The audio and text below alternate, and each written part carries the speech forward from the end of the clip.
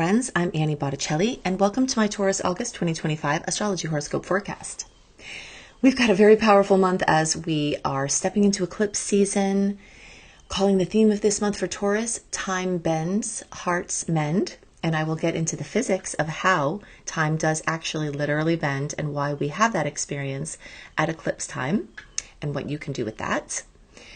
This is for you if Taurus is your sun sign, your moon sign, your rising sign, or any other Taurus placement you're listening for. What I'm going to talk about here is part of your astrological picture. Very late degree Taurus friends, so birthdays like May 15th through the rest of the sign, or 23 degree Taurus placements through the rest of the sign. I suggest you additionally listen to my Gemini report, as you very late degree friends will benefit from both readings. Okay, so we've got a lot to cover here, and I'm going to start to go in order of how long things will be in effect for. Okay, so the things that are present this month that will pass pretty quickly, I'm going to go through those, and then we'll go on to these deeper storylines, okay, deeper and longer storylines. All right, so first and foremost, this is Leo time. So we've got the sun, we've actually had Mercury retrograde, and then on August 11th, direct in Leo, and Venus will get there towards the end of the month. So there's a lot of fire at this time. This isn't a language that speaks to Taurus energy as well as some of the other elements do. But one of the things that Taurus can resonate with is the fact that this is fixed energy. Taurus is a fixed sign. Leo is a fixed sign. And so there is a language being spoken here of productivity, of action, of activity. And Taurus understands that. So this will definitely be a very productive month. There's a massive amount of energy focused on your home and family sector, housing, real estate, your ancestral experience, your genetics, your psychological state, childhood experiences that echo out into patterns in your current life, all of these things, your inner world, your sanctuary or lack thereof, all of these things are at odds with who you are right now. There are certain things that you need. You're determining more of that. The retrograde cycle is helping you, and a lot of things are coming back from the past involving home and family and housing. So that's going to continue, but you will feel a shift around mid-month. So August 11th, Mercury will go direct after having a building retrograde energy all of July, and now into August 11th, we have been the earthworm. Okay, so for the first half of the month, gosh, that is a bad earthworm, isn't it? I'm getting worse and worse at drawing these earthworms this month. Okay. There we go. So the earthworm goes back over soil, back over it, and makes new fine soil great for crops and future crops, right? Growing. So that's what the retrograde is about. So all of July, the first half of August, is you going back over things from the past, things that need your attention. I always like to say that the things to pay most attention to during a retrograde cycle are the squeaky wheels. The things that squeak the loudest, just give them the oil. Okay, it's not a time to be conjuring or planning to try to do something or having your own agenda. It's a time when things will squeak very loudly. And if you just follow the squeak, you can have much more peace and flow in your life during this time. Now, as the month progresses, there's some chaos as it goes direct.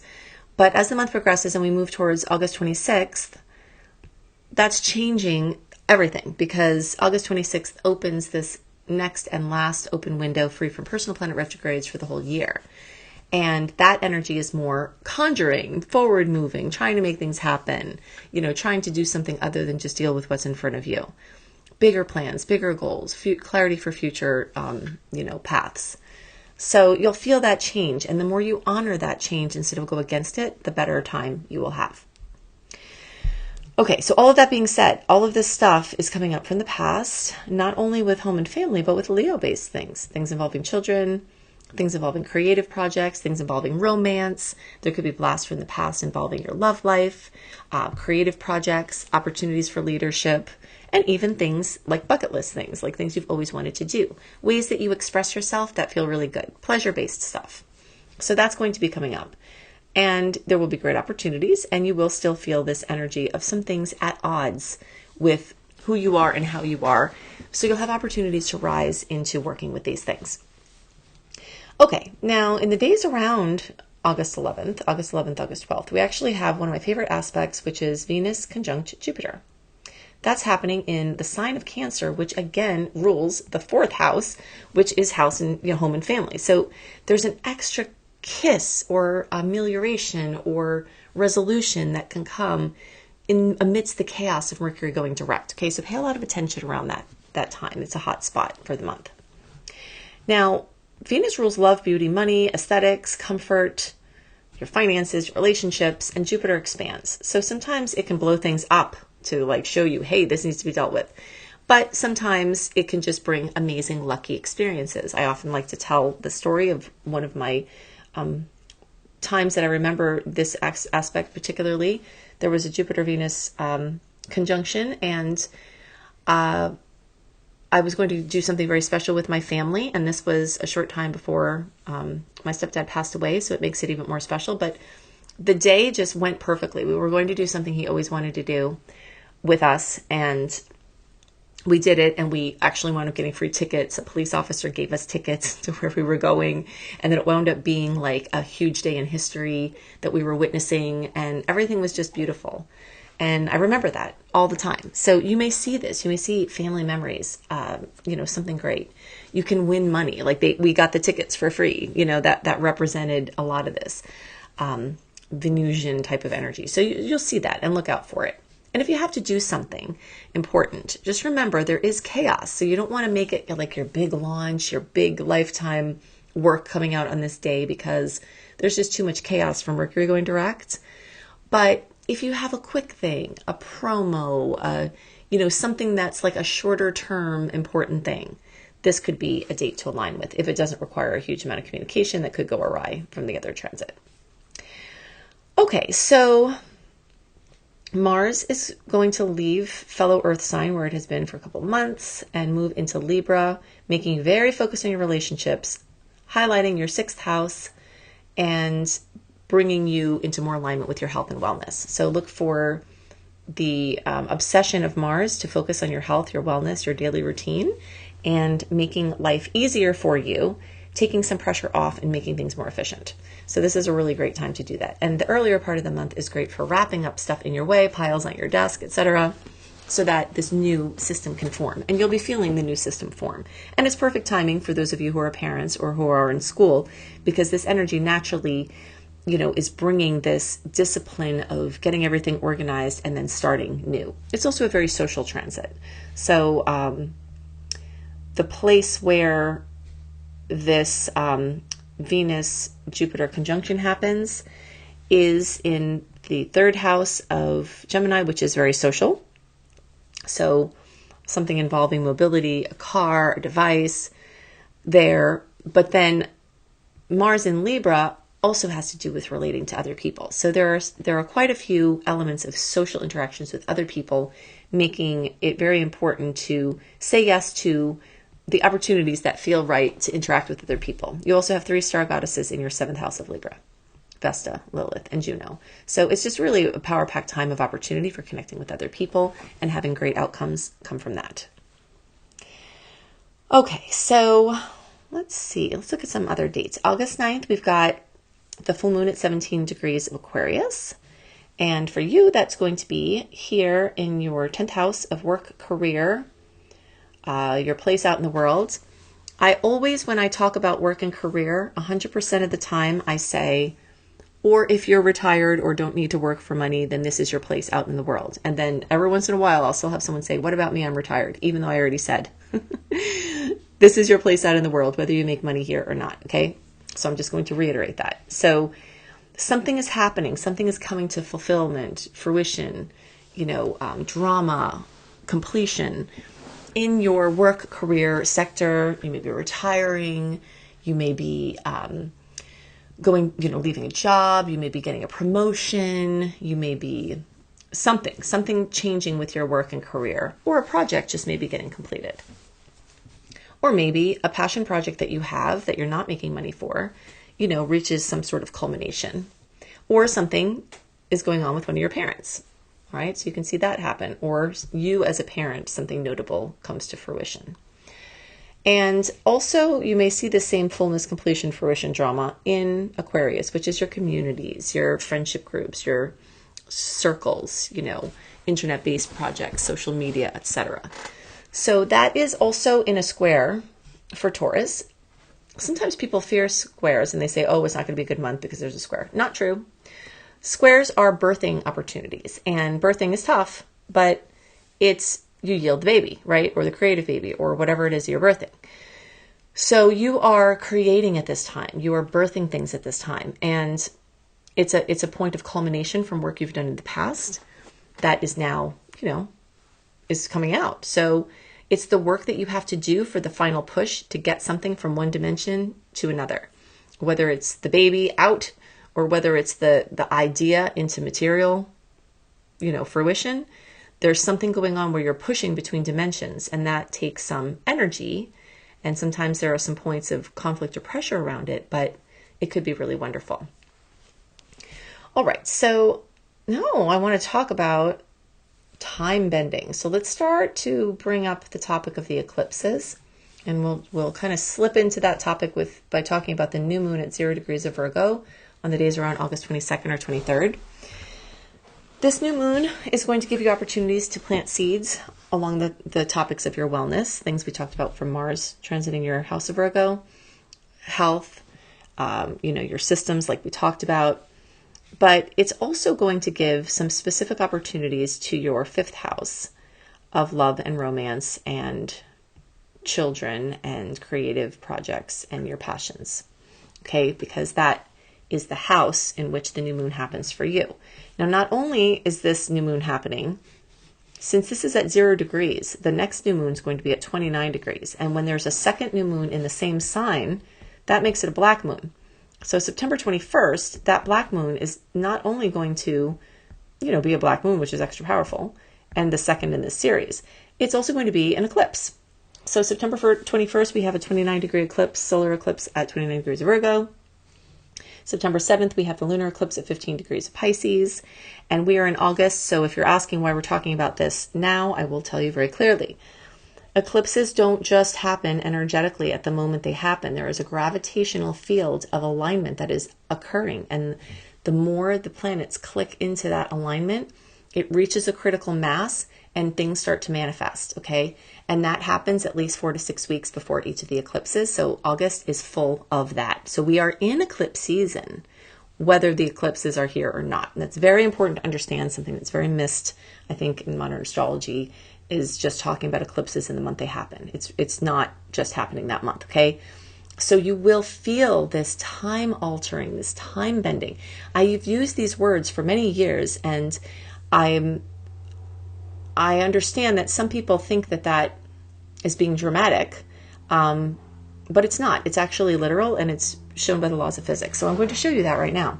I've always said that you could clear a massive amount of karma in a short amount of time at eclipse time. And this is why. All right, so let's talk about Einstein's theory of general relativity, where time and space bend around mass. There's a really cool exhibit at the Cincinnati Museum of Science and Natural History that I went to last weekend that inspired me to go in deeper with this for you, because I always say what it will do, but I haven't explained why, so I'm going to do that. So when we have, all right, so let's go back to the law. First of all, this principle of general relativity has to do with the fact that gravity is not up and down. We think that gravity is up and down, like Newtonian physics will say, the apple dropped, bonk, on the person's head, and wow, it is, gravity goes up and down, or down. It doesn't really. It bends around objects. Okay, so this is what Einstein discovered. That's why there are gravitational fields around bodies, heavenly bodies, and our body for that matter. So the moon, the sun, the earth, all of these heavenly bodies have their own gravitational field, and time and space bend around them. Like, whoop, just think about that for a second. We think of time as linear, right? We think of gravity as linear. It's not really. It's just not. I mean, on some dimension, it kind of is. We can follow a course of, we're doing this, now we're doing this, now we're doing this. Okay, that's linear. That's only one dimension of our multidimensional experience as humans. And we don't want to think about this other thing because it just breaks our brain, right? But time and space bend around objects of mass. The greater the object of mass, the more time and space bend around it. Okay, wow, just sit with that. Holy hat. Anyway, so when you have what's called a syzygy, which is a vector alignment of these heavenly bodies, which happens with the eclipses, the sun, the moon, the earth in different configurations, they line up. They each have their own gravitational fields. And when they align, they merge essentially and are like one body, which increases in mass, which guess what that does? That increases the warpage or the bending of time and space around them being bigger in this mass, in this alignment, which is the reason why we can step through a portal during eclipse time to a land that seems like it was so far away, but here it is now. And this is really, really exciting if you're trying to manifest something, if you're trying to get out of patterns of lifetimes being a certain way. You have this available to you, not just in a woo-woo way. Like this is real stuff. This is physics. Laws of physics prove all of the spiritual principles that we know are actually proven by scientific principles. We just haven't made the connection between all of them yet. But this is one of the ones that I see that I wanted to share with you. Okay. So time and space is going to bend. It will give your heart a chance to mend, which is what I talked about before. You've got all of this energy for the eclipses are happening in your house of love and romance. Okay. And then your place in a group, your individual creativity, and you being part of a group. So this feeling of belonging, this feeling of feeling aligned with people who, you know, that makes sense, working on a common project while you can be your own creative powerhouse and add to something greater. That's what the story of these 2024 to 2027 eclipses are, the Pisces Virgo eclipses for Taurus. So using all of your tools for manifestation, which are all scientifically shown to be true, visualization, speaking the word as if, you know, speaking the word, visualizing as if it came true, feeling it as if it came true. All of this works in your reticular activating system in your brain, which helps you to draw from the unseen realm through the filters of your mind. It takes the filters off for you to see the connections that can be made to get to the result that you're envisioning. Okay. So this reticular activating system is like a faithful servant. And when you imprint it with something, it starts letting filters away or go away where you might be blocked for a certain outcome. And it draws people and things to you. Okay. So this is exceptionally supercharged at this eclipse time, which includes all of the month of August, even then the eclipses are in September. So yes, there you go. That's what August is going to be like. If you like how I teach and you want to learn, go to beastropro.com, beastropro.com to see my very comprehensive astrology mastery course with optional certification. If you want to understand how the changing of all the outer planets recently, Uranus, Jupiter, Pluto, Saturn, Neptune have all changed signs recently. And it's rare that any of them do that, never mind all of them. If you want to see how this affects your personal chart, get my personalized outer planet transit report at anniebclarity.com, Annie the letter B clarity.com.